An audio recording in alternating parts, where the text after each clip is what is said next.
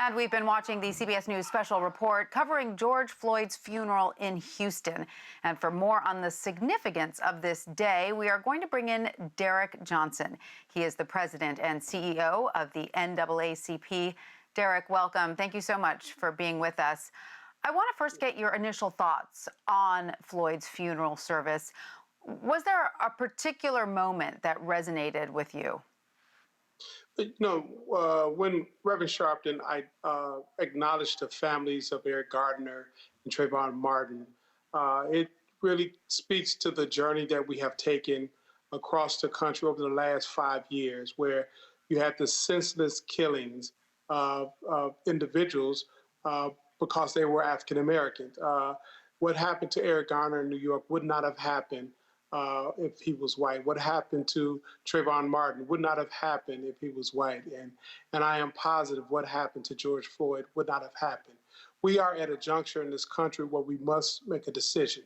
Are we going to go forward into a future where equal protection of the law is afforded to everyone, or are we going to take this moment and then go back to our tribalism and continue to do what we've always done?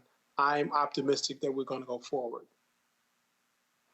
And, looking back at the service, I was also moved by something Floyd's niece said when she was talking about her uncle. She said, and I quote, "Someone said, make America great again. But when has America ever been great?"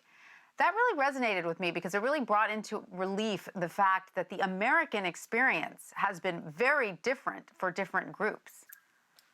And that's a sad commentary. And for African Americans during the 26th campaign, we understood what MAGA really mean to us, our history, our ancestors, many of our families.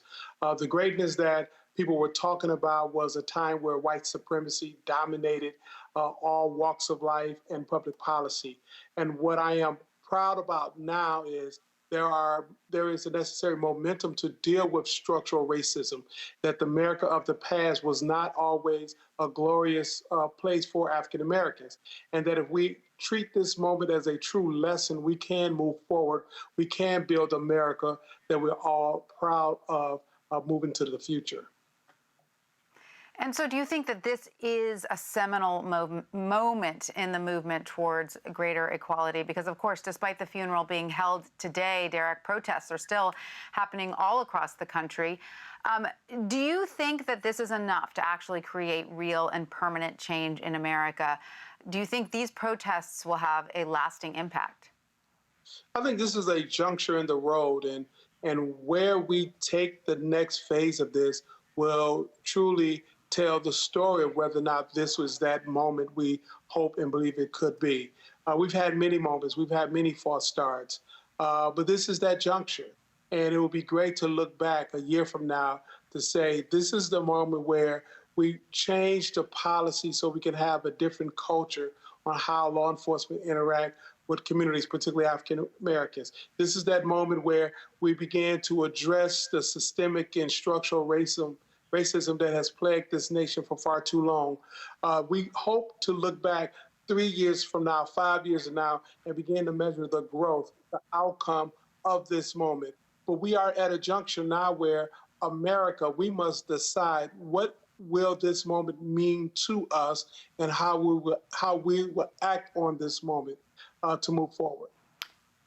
It was interesting, we just heard Al Sharpton referencing the fact that he's seeing so many white people out marching in these protests, and that was significant and felt different to him. I mean, I know myself, I'm out here in Long Island coming to you from my basement studio, and there have been neighborhoods out here that are totally white, where there have been protests and marches with not a single black person in the group.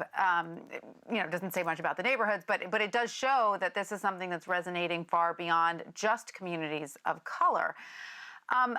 But I want to get your input on the ongoing debate over whether cities across the country should be defunding police departments. You did decline to endorse that part of the movement in an interview with the Associated Press.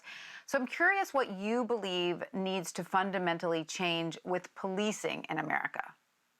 Well, I absolutely agree that there needs to be a change in the culture between the relationship of police and communities. What I am not clear about, what does it mean to defund? I've received 3 different interpretations of that question. But I believe the motivation, the energy, the anger, the concern, the opportunity behind the conversation is what's most important. And I am encouraged that the Congressional Black Caucus on yesterday and the House leadership introduced legislation to begin to address the culture and the relationship between community and law enforcement. That's what's encouraging. And we should not get lost in the moment of semantics or lost in the moment of partisanship. If we truly want America to be what it should and could be, this is the moment to start working and putting in place the building blocks for that future. Right, and then the law enforcement is just a piece of it. You know, the system in many ways has been rigged against Black families for decades, from disproportionate incarceration for drug offenses to redlining, which kept home ownership out of reach for so many, Black families.